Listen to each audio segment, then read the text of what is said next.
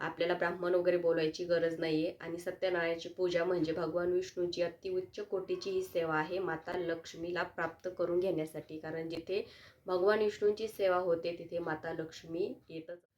नमस्कार मंडळी, श्री स्वामी समर्थ. एक नवीन व्हिडिओमध्ये सर्वांचं खूप खूप मनापासून स्वागत आहे. तर आजच्या व्हिडिओमध्ये आपण बघणार आहोत की सत्यनारायणची पूजा कशी करायची.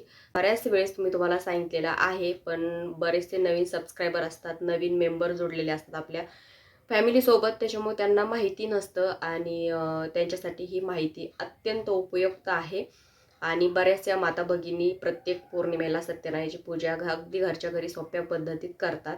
आपल्याला ब्राह्मण वगैरे बोलायची गरज नाहीये आणि सत्यनारायणाची पूजा म्हणजे भगवान विष्णूची अतिउच्च कोटीची ही सेवा आहे माता लक्ष्मीला प्राप्त करून घेण्यासाठी. कारण जिथे भगवान विष्णूंची सेवा होते तिथे माता लक्ष्मी येतच असते. त्याच्यामुळे आपल्याला ही सेवा आज बघायची आहे, कशी करायची, पूजा मांडणी वगैरे. तर थोडक्यात माहिती बघूया, त्याच्यामुळे जास्त व्हिडिओ मोठा करायला नको. तर आज पौर्णिमा लागलेली आहे. आता आरती पौर्णिमा जर असेल तर बघा, आज पौर्णिमा दुपारी लागलेली आहे आणि उद्या ती दुपारी संपणार आहे. म्हणजे 30 तारखेला ती लागलेली आहे, 31ला संपणार आहे. पण मग पूजा कधी मांडायची आणि उपवास कसा पकडायचा आहे.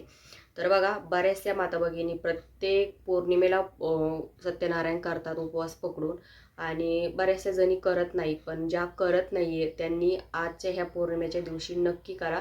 कारण ही पौर्णिमा अधिक मासामध्ये आलेली आहे आणि अधिक मास म्हणजे भगवान विष्णूंचा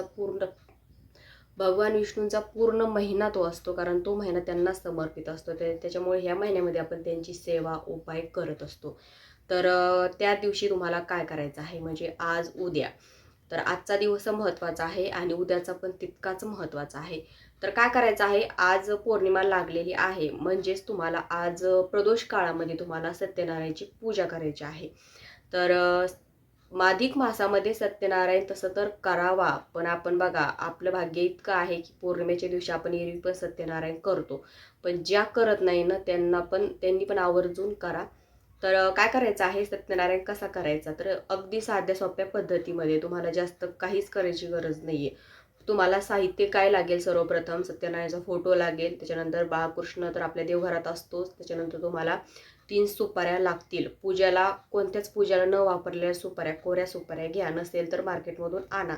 त्याच्यानंतर नागवेलीची पानं, फुलं हे वगैरे लागेल आणि वाटीभर शिऱ्याचा प्रसाद लागेल. इतकंच लागतं, बाकी काहीच लागत नाही तुम्हाला.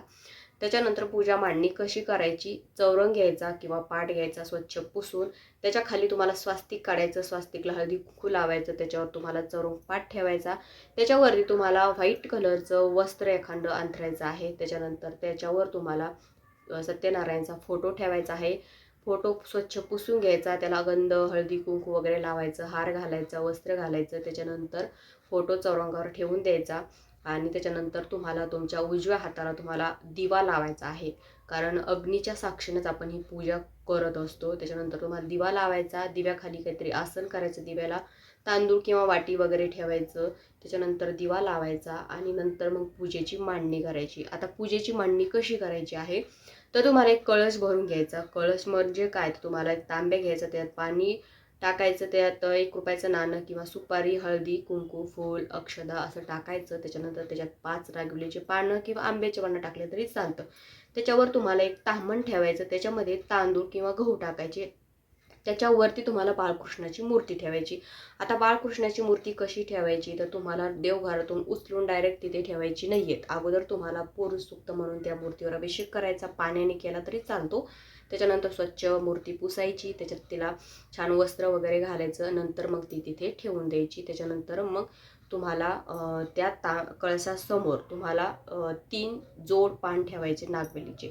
त्याच्यावर तुम्हाला आपल्या उजव्या हाताची पहिली सुपारी ही गणपतीची असते, दुसरी सुपारी ही कुलदेवतेची असते आणि तिसरी सुपारी ही वरुण देवतेची असते. अशा 3 सुपारीची मांडणी करायची. त्याच्यानंतर तुम्हाला आता हे बघा, आता ही पूजा आपली सर्व मांडणं झालेलीच आहे. त्या सुपाऱ्याच्या शेजारी तुम्हाला छोट्या छोट्या वाटीमध्ये खडी साखर ठेवायची आहे, 3 सुपाऱ्याच्या शेजारी प्रसाद म्हणून. आणि बाळकृष्णाला तुम्हाला शिरा करायचा आहे रव्याचा, तो पण तिथे तुम्हाला ठेवायचा आहे.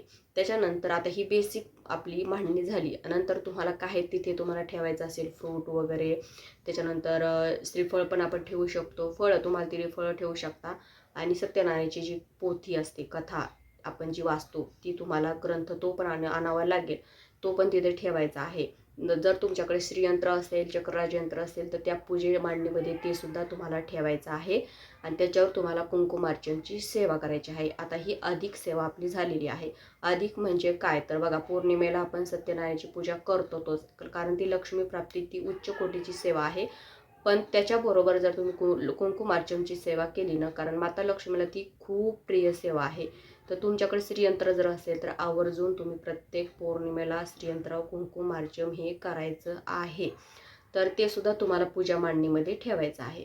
त्याच्यानंतर तुम्हाला एक तुपाचा दिवा लावायचा, अगरबत्ती लावायची, स्वतः आसन घ्यायचं खाली बसायला. त्याच्यानंतर तुम्हाला जे सत्यनारायणाच्या ग्रंथामध्ये गणपतीच्या सुपारीपासून जी पूजा करायची, कशी करायची, काय करायची माहिती दिलेली असते, ती पूर्ण तुम्हाला माहिती त्याच्यामध्ये असते. ती बघून तुम्हाला पूजा सगळी करायची आहे. स्तोत्र मंत्र काय असतील ते तुम्हाला म्हणून पूजा करायची आहे. पूजेमध्ये तुळशीपत्र आवर्जून ठेवा, कारण भगवान विष्णूला ती खूप प्रिय आहे. तर अशी पूजा तुम्हाला मांडायची आहे. त्याच्यानंतर शिऱ्याचा प्रसाद वगैरे दाखवला, सगळं पोथी वगैरे आरती वगैरे झाली. जो घरामध्ये आपल्या स्वयंपाक असतो तो स्वयंपाकचा नैवेद्य भगवान विष्णूंना दाखवायचा. आता ही पूर्ण पूजा झाली. त्याच्यानंतर दुसऱ्या दिवशी आपण त्याची निर्माल्य, आपण जे काही पूजा करत असतो त्याची जी उत्तर पूजा असते ती कशी करायची, तर हातात तांदूळ घ्यायचे. त्याच ग्रंथामध्ये शेवटी तुम्हाला आरती झाली की मंत्र असतो, तो मंत्र म्हणायचा आणि पूर्ण पूजेवर टाकायचा ती अक्षदा, म्हणजे उत्तर पूजा याला म्हणतात. नंतर मग आपण पूर्ण पूजा ती उचलू शकतो. आता ही पूर्ण पूजेची माहिती झाली. त्याच्यानंतर तुम्हाला काय करायचं आहे, आता आज 12 वाजता दुपारी पौर्णिमा लागलेली आहे, तर तुम्हाला पूजा आजच मांडायची आहे. कारण प्रदोष काळामध्ये ही पूजा आपण करत असतो, ना सकाळी ना दुपारी. प्रदोष काळ म्हणजे संध्याकाळचा प्रदोष काळ असतो. 5:30 वाजल्यापासून सुरू होतो तर 7 वाजेपर्यंत तो असतो. तर ह्या प्रदोष काळामध्येच तुम्हाला पूजा करायची असते. त्याच्यामुळे आज पौर्णिमा आहे, तर पौर्णिमेच्या काळातच ती पूजा केली जाते. त्याच्यामुळे आजच पूजा करायची आहे आणि उपवास हा उद्या पकडायचा आहे, कारण उद्याची पौर्णिमा सूर्याने बघितलेली आहे. त्याच्यामुळे ती तिथी दिवसभर मानली जाते. त्याच्यामुळे उद्या उपवास करायचा, आज पूजा मांडायची आहे. एवढं मात्र लक्षात ठेवायचं. आरती पौर्णिमा कधी पण जर आली ना तर हेच करायचं. जर अशी दुपारी पौर्णिमा लागली की पूजा प्रदोष काळात करून घ्यायची पौर्णिमा असताना, आणि उपवास हा दुसऱ्या दिवशी पकडायचा असतो.